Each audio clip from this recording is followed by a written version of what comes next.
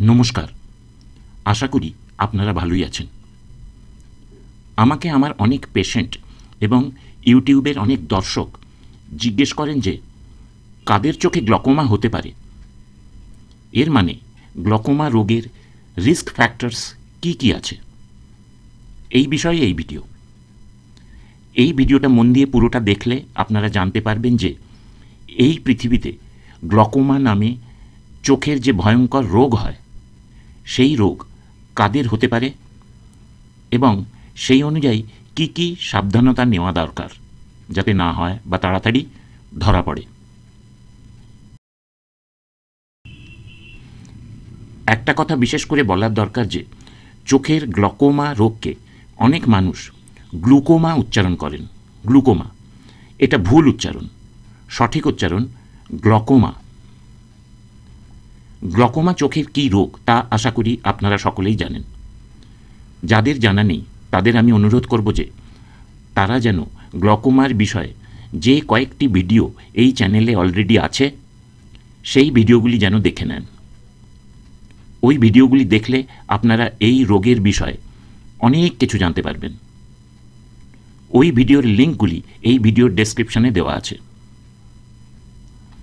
যদিও ডাক্তারি বিদ্যায় গ্লকোমা অনেক প্রকারের হয়, কিন্তু চোখে গ্লকোমা বলতে সাধারণত যে চোখের রোগকে বলা হয় সেই রোগের ডাক্তারি নাম প্রাইমারি ওপেন অ্যাঙ্গেল গ্লকোমা বা ক্রনিক সিম্পল গ্লকোমা। বাংলায় বলা যেতে পারে মুক্ত কোণ গ্লকোমা। এর পরের ভিডিওগুলিতে এই রোগের বিষয়ে আরও কিছু তথ্য জানতে পারবেন, যেমন গ্লকোমার সঠিক চিকিৎসা কী কী আছে, মেডিকেল চিকিৎসা, লেজার চিকিৎসা, সার্জিক্যাল চিকিৎসা বা কি কি অপারেশন আছে এবং অন্যান্য চিকিৎসা কী কী আছে। যাদের ওই বিষয়ে জানার আগ্রহ আছে আশা করি তারা ওই ভিডিওগুলিও দেখবেন। যারা এই চ্যানেলে নতুন ভিডিও দেখছেন তাদের জানাই যে এই চ্যানেলের নাম ডক্টর সাইট। এই চ্যানেলে পাবেন একজন চক্ষু বিশেষজ্ঞ দ্বারা চোখের বিভিন্ন রোগ এবং অবস্থা সম্বন্ধে আলোচনা। ভিডিওটি ভালো লাগলে লাইক করবেন এবং এই চ্যানেলকে সাবস্ক্রাইব করবেন।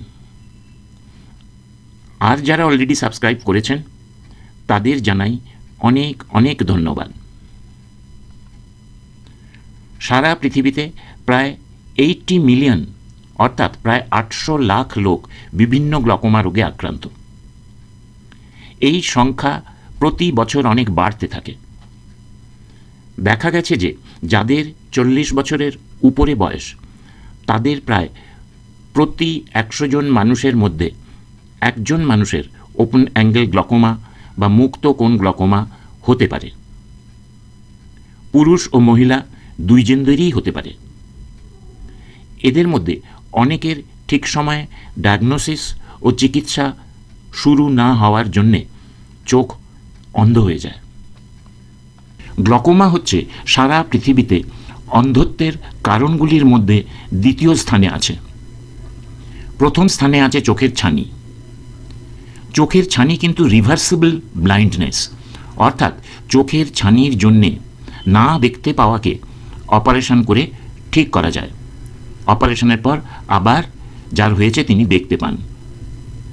কিন্তু গ্লকোমাতে যে দৃষ্টি চলে গেছে সেটা পরে ঠিকমতো চিকিৎসা করলেও আর ফিরে আসে না, অর্থাৎ ইরিভার্সিবল ব্লাইন্ডনেস। সেই জন্যে গ্লকোমা রোগ শুরুতেই ধরা পড়লে এবং সঠিক চিকিৎসা শুরু করলে সব থেকে ভালো হয়।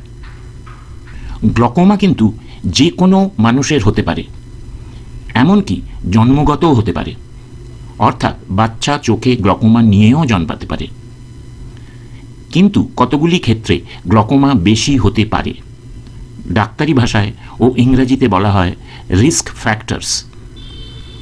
সাধারণত যে রিস্ক ফ্যাক্টরসগুলি বেশি প্রচলিত সেইগুলি হচ্ছে জাতি, বয়স, ফ্যামিলি হিস্ট্রি, চোখের প্রেশার, চোখের রোগ বা অবস্থা, স্টেরয়েড ব্যবহার করা, ডায়াবেটিস থাকলে এবং চোখের কর্নিয়া কতটা মোটা আছে তার উপর। এইগুলি হচ্ছে প্রচলিত রিস্ক ফ্যাক্টরস। এছাড়াও আরও কিছু আছে, কিন্তু এইগুলিকেই বেশি ধরা হয়। এক, জাতি। দেখা গেছে যে সাদা চামড়ার মানুষদের থেকে গ্লকোমা কালো মানুষদের বেশি হয়, আফ্রিকান আমেরিকানদের চোখে বেশি হয়। শুধু যে বেশি হয় তা নয়, দেখা গেছে যে ওনাদের চোখে গ্লকোমা অন্যান্যদের থেকে অনেক আগে শুরু হতে পারে। 2, বয়স। বয়স্ক মানুষদের বেশি হয়। সাধারণত 50 বছর বয়সের বেশি যাদের বয়স, তাদের গ্লকোমা হওয়ার সম্ভাবনা বেশি থাকে। যাদের বয়স 60 বছরের উপরে, তাদের আরও বেশি হতে পারে। ফ্যামিলি হিস্ট্রি, অর্থাৎ পরিবারে গ্লকোমা থাকলে তাদের পরিবারের অন্যান্য সদস্যদের গ্লকোমা হওয়ার সম্ভাবনা বেশি থাকে। যেমন বাবা, মা, ভাই, বোন ইত্যাদি কারোর গ্লকোমা থাকলে অন্য ভাই বোনেদেরও এই রোগ হওয়ার সম্ভাবনা বেশি হয়। 4, চোখের প্রেসার, অর্থাৎ যাদের চোখের প্রেসার বেশি থাকে। এই প্রসঙ্গে বলা দরকার যে চোখের প্রেসার বেশি থাকলেই যে তার চোখে গ্লকোমা আছে তা কিন্তু নয়। কিছু মানুষের চোখে গ্লকোমা না থাকলেও চোখের প্রেসার বেশি থাকতে পারে। চোখের এই অবস্থাকে বলা হয় অকুলার হাইপারটেনশন। চোখের বেশি প্রেসার হচ্ছে গ্লকোমা হওয়ার একটি রিস্ক ফ্যাক্টর। চোখের রোগ বা অবস্থা। খুব বেশি মায়োপিয়া বা ক্ষীণ দৃষ্টি যাদের আছে, অনেকে বলেন যাদের -6 বেশি পাওয়ার চোখে থাকে, তাদের ওপেন অ্যাঙ্গেল গ্লকোমা হওয়ার সম্ভাবনা থাকে। কিন্তু এই প্রসঙ্গে বলা যায় যে যাদের বেশি প্লাস পাওয়ার থাকে, অর্থাৎ ছোট চোখ থাকে, তাদের অ্যাঙ্গেল ক্লোজার গ্লকোমা হওয়ার সম্ভাবনা থাকে। স্টেরয়েড।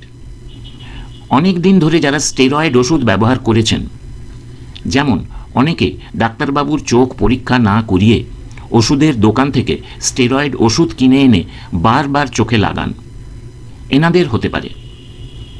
স্টেরয়েড ট্যাবলেট অনেক দিন ধরে খেলেও হতে পারে। যেমন অনেকের অ্যাজমা রোগ থাকে, হাঁপানি, অনেক দিন ধরে স্টেরয়েড ওষুধ খেতে হয়। এই গ্লকোমাকে ডাক্তারি ভাষায় বলা হয় স্টেরয়েড ইনডিউসড গ্লকোমা। 7, ডায়াবেটিস। যাদের শরীরে অনেক দিন ধরে ডায়াবেটিস আছে, তাদের এই গ্লকোমা হওয়ার সম্ভাবনা বেশি থাকে। এই প্রসঙ্গে বলা যায় যে অনেক মানুষের অনেক দিন ধরে ব্লাড প্রেশার বেশি থাকলেও চোখে গ্লকোমা হতে পারে। 8, কর্নিয়া মাঝখানে কতটা মোটা বা সেন্ট্রাল কর্নিয়াল থিকনেস। দেখা গেছে যে কর্নিয়ার মাঝখানে বা সেন্ট্রাল কর্নিয়াল থিকনেস কম থাকলে, অর্থাৎ কর্নিয়া মাঝখানে বেশি পাতলা থাকলে, এই গ্লকোমা হওয়ার সম্ভাবনা বেশি থাকে। এইগুলি বেশি রিস্ক ফ্যাক্টরস। এছাড়াও আরও কিছু আছে, কিন্তু এইগুলি বেশি থাকে। সুতরাং প্রশ্ন উঠতে পারে কি করা যেতে পারে। কতগুলি নিয়ম মেনে চললে এই গ্লকোমা চোখে হলেও তাড়াতাড়ি ডায়াগনোসিস করা যাবে এবং চিকিৎসাও শুরু করা যাবে। ঠিক সময় চিকিৎসা শুরু হলে এই গ্লকোমার জন্যে চোখ অন্ধ হয়ে যাবে না।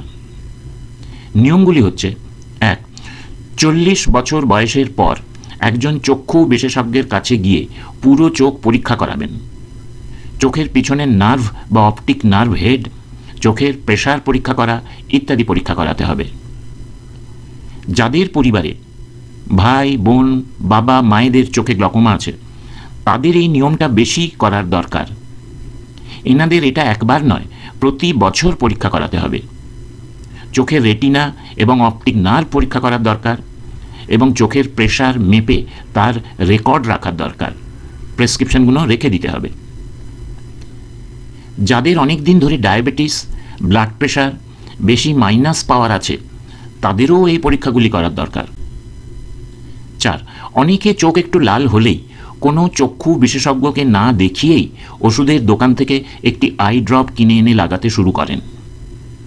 অনেক সময় ওষুধের দোকানদার স্টেরয়েড দেওয়া আছে এই রকম চোখের ফোঁটা ওষুধ দিয়ে দেন। এটা মারাত্মক ভুল, কখনো এরকম করবেন না। বহু চোখ এই স্টেরয়েড থাকা আই ড্রপ বারবার চোখে লাগিয়ে দৃষ্টি নষ্ট হয়ে গেছে। স্টেরয়েড দেওয়া আছে এই রকম আই ড্রপ একমাত্র চক্ষু বিশেষজ্ঞের পরামর্শ অনুযায়ী ব্যবহার করবেন, এছাড়া করবেন না।